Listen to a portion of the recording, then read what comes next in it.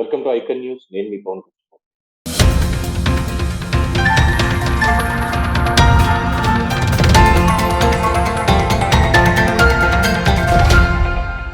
తెలుగుదేశం పార్టీకి నాయకుల్ని తయారు చేసేటువంటి కర్మాగారం అని పేరు. ఇప్పటివరకు చాలా మంది నాయకుల్ని తయారు చేశారు. అందరికీ తెలిసినటువంటి విషయం. ఎంతమంది నాయకులు ఉన్నారు 1983 నుంచి 2024 వరకు కూడా ఎంతమంది నాయకులు ఉన్నారు అనేది అందరికీ తెలుసు. అయితే ఇక్కడ కొంతమంది నాయకత్వ ముసుగులో స్వార్థ రాజకీయాలు చేస్తూ అంటే ఈనాళ్ళు మంచితనం అనేటువంటి ఒక ముసుగు వేసుకొని ఈసారి అధికారం రాదు అనేటువంటి ఒక పాయింట్ తోటి వాళ్ళు చేస్తున్నటువంటి వ్యాఖ్యలు చూస్తుంటే చాలా ఇబ్బందికరమైనటువంటి పరిస్థితి తెలుగుదేశం పార్టీలో ఉందేమో అని కూడా అనిపిస్తోంది. అంటే ఎందుకు ప్రత్యేకంగా ఎందుకు చెప్పుకోవాలి వీళ్ళ గురించి? ఇప్పటి వరకు చాలా మంచి పేరు తెచ్చుకున్నారు. అంటే మీకు అర్థమై ఉండాలి ఎందుకు మాట్లాడుతున్నాను, ఎవరి గురించి మాట్లాడుతున్నాను. విజయవాడ ఎంపీ కేశినేని నాని గురించి. ఆయన కొన్ని వ్యాఖ్యలు చేశారు. ఒకసారి వీడియోలో చూద్దాం. చూసిన తర్వాత దాని మీద విశ్లేషిద్దాం. చంద్రబాబు నాయుడు గారిని పట్టించుకునేది ఎవరండి? ఆయన తలకిందుగా తపస్సు చేసిన అధికారంలో రావట్లేదు ఆయన 2014లో గెలిచిన తర్వాత ఏదో అద్భుతాలు సృష్టిస్తాడని మేము అందరం కూడా భావించాం. ఆయన 2014లో గెలిచిన తర్వాత కేవలం కొడుకు కోసం, కొడుకు అధికారంలో ఉండడం కోసం, కొడుకుని అధికారంలో ముఖ్యమంత్రి చేయడం కోసం ఆయన కష్టపడుతున్నారు తప్ప ఆయన నిజంగా కూడా ఈ రాష్ట్రం పట్ల చిత్తశుద్ధి లేదు ఆయనకి. అది 2014 నుంచి 19 వరకు ప్రజలంతా అర్థం చేస్తున్నారు.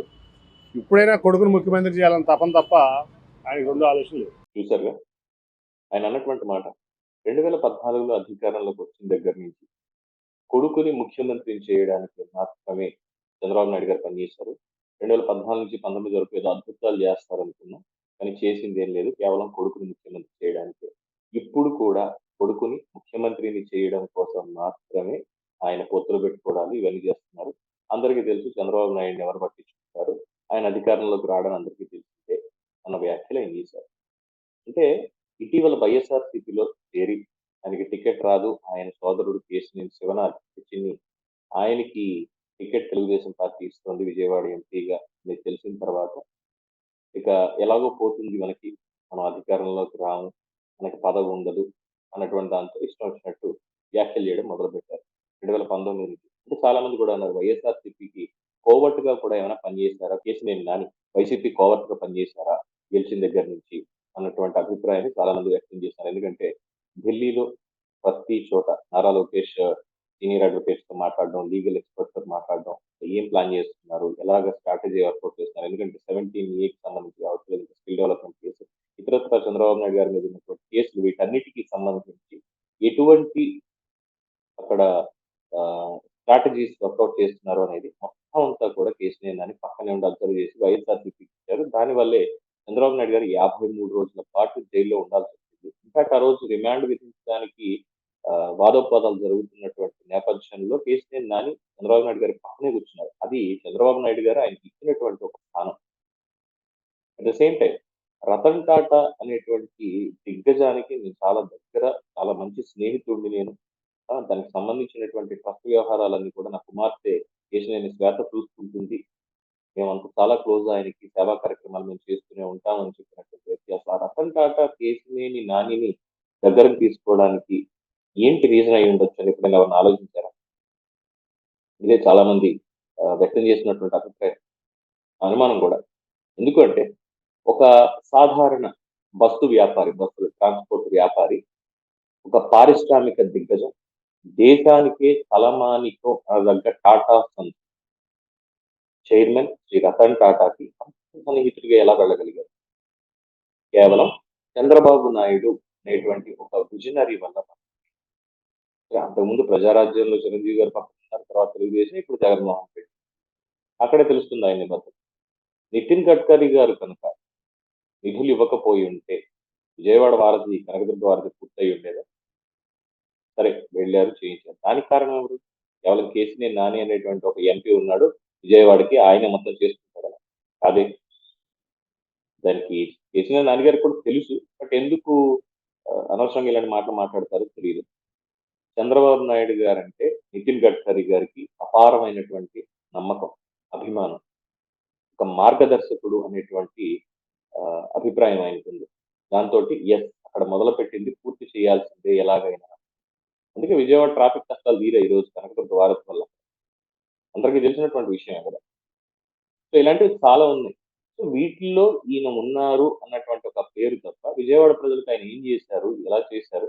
ఎవరు మాట్లాడరు. కేవలం వైఎస్ఆర్‌సీపీ వాళ్ళతోటి అంటకాగడం తప్ప ఇంకొకటి కాదు అనేది తెలుగుదేశం పార్టీ శ్రేణులు చేసినటువంటి ఒక అభిప్రాయం. సరే, కొంతమంది నేతలతోటి ఆయనకి మనస్పర్ధలున్నాయి. ఆహ్, కొన్ని నియోజకవర్గాల్లో పట్టంతా నాదే ఉండాలి అనేటువంటి ఒక అభిప్రాయాన్ని ఆయన వ్యక్తం చేయొచ్చు, చేయకపోవచ్చు. తర్వాత విషయం. అవన్నీ అప్రస్తుతాలు. అయితే ఇక్కడ చంద్రబాబు నాయుడు గారిని వైఎస్ఆర్‌సీపీలోకి వెళ్ళిన వెంటనే విజయవాడ ఎంపీ క్యాండిడేట్ కింద కేశినేని నాని వాళ్ళు అనౌన్స్ చేయడం, టాస్క్ ఇవ్వడం, చంద్రబాబు నాయుడిని తిట్టాలి. చంద్రబాబు నాయుడు మీద విమర్శలు చేయాలి. ఇదే పాయింట్. అంతకు మించి ఏం లేదు. సో, అదే పంధాలో ఈరోజు చేశారు. అయితే ఎదుటి వాళ్ళని విమర్శిస్తున్నప్పుడు అంటే ఒక వేలెత్తి చూపిస్తున్నప్పుడు 4 వేళ్ళు మనకు చూపిస్తాయి అన్నటువంటి నానుడు ఏదైతే ఉందో మరి అది కేశినేని నాని గారు ఏమైనా మర్చిపోయారా? మర్చిపోయి మాట్లాడుతున్నారు. కేశినేని శ్వేత అనేటువంటి వ్యక్తికి అసలు విజయవాడ మేయర్ అయ్యేటువంటి అర్హత ఎక్కడి నుంచి వచ్చింది? ఎలా ఉంది? కేవలం తండ్రి ఎంపీ అన్నటువంటి ఒక పాయింట్‌తో మాత్రమేనా? కూతురికి ఇప్పుడు ఎమ్మెల్యే టికెట్ కావాలి అనే ప్రపోజల్ గూడా పెట్టారు. పొద్దున వైఎస్ఆర్‌సీపీలో గూడా ఖచ్చితంగా ఎమ్మెల్యే టికెట్ రావచ్చు. ఇచ్చే అవకాశాలు చాలా ఉన్నాయి. సో, ఆ రెండిటితోటే ఇప్పుడు ఒక తండ్రిగా తన కొడుకు ఉన్నతిని చూడాలి, తన కొడుకు బాగుపడాలి, తన కొడుకు ప్రజల్లోకి ఇంకా ఒక నాయకుడిలాగా వెళ్ళాలి అని ఒక తండ్రిగా నారా చంద్రబాబు నాయుడు గారు తాపత్రయపడడం అనేది తప్ప. నేను ముఖ్యమంత్రినైతే చేస్తానని ఎప్పుడు ఏం చెప్పలేదే. ఇన్‌ఫాక్ట్ నారా లోకేష్ కూడా యువగళం పాదయాత్ర చేసినప్పుడు నేనే ముఖ్యమంత్రి అభ్యర్థిని, నేనే తెలుగుదేశం పార్టీ తరఫున ముఖ్యమంత్రిగా నేనే వస్తాను అని ఎప్పుడు ఏం చెప్పలేదే. ఫస్ట్ నన్ను నేను ఒక నాయకుడిగా నిరూపించుకోవాలి, ప్రజల్లోకి వెళ్ళాలి అని పెట్టారు. అండ్ ఇన్‌ఫాక్ట్ కేశినేని నాని గారికి ఇది తెలుసో లేదో తెలీదు. చాలా మంది అభిప్రాయం కూడా వ్యక్తం చేశారు. అయితే కొన్ని సన్నిహిత వర్గాల నుంచి వచ్చిన సమాచారం మేరకు ఎందుకంటే జనసేనతోటి పొత్తులో ఉన్నారు కాబట్టి ఈ పొత్తులో ముఖ్యమంత్రి అభ్యర్థి ఎవరు అనే దానికి అటు పవన్ కళ్యాణ్ గారు కావచ్చు, లేదంటే లోకేష్ కావచ్చు చెప్పింది ఒకటే మాట. చంద్రబాబు నాయుడు గారు ఆంధ్రప్రదేశ్ రాష్ట్రానికి ఆయన సర్వీసెస్ కావాలి. ఆయన మార్గదర్శకంలో మేము పనిచేస్తాం. ఇదే చెప్పినటువంటి విషయం. అక్కడికయింది. అయితే చాలా ఆశ్చర్యకరంగా తెలుగుదేశం పార్టీ, జనసేన కూటమి ప్రభుత్వం ఏర్పడితే మొట్టమొదట అసల మంత్రి పదవులు తీసుకొని వాళ్ళెవరైనా ఉన్నారా? అంటే యెస్. ఉన్నారు. మాకు ఎటువంటి పదవి వద్దు. మేము కేవలం ఎమ్మెల్యేలుగా మాత్రం ఉంటాము. మా నియోజకవర్గాలు కాదు. రాష్ట్ర వ్యాప్తంగా ఏం జరుగుతుందనేది అబ్జర్వ్ చేసి మొత్తం అన్నిటి మీద ఒక డెవలప్‌మెంట్ మోడల్‌ని ముందుకు తీసుకెళ్తాం అని చెప్పినటువంటి ఇద్దరు వ్యక్తులు పవన్ కళ్యాణ్, లోకేష్. మరి ఇది కేశినేని నాని గారికి తెలీదేమో. ఈసారి క్యాబినెట్‌లో లోకేష్ మంత్రిగా ఉండరు. పవన్ కళ్యాణ్ మంత్రిగా కదా ఉప ముఖ్యమంత్రి అయినా తీసుకోరు. కేవలం ఎమ్మెల్యేలుగా మాత్రమే ఉంటారు అనేది స్పష్టం. మరి అలాంటప్పుడు కేశినేని నాని అసల ఆధారరహితంగా ఏ విధంగా ఇటువంటి వ్యాఖ్యలు చేస్తారు? ఒక పక్కన కుమార్తెకి మేయర్ సీట్ కావాలి అనేటువంటి ప్రపోజల్ పెడితే చంద్రబాబు నాయుడు గారు ప్రకటించారు. చదువుకున్న అమ్మాయి, తెలివితేటలున్న అమ్మాయి అని చెప్పి.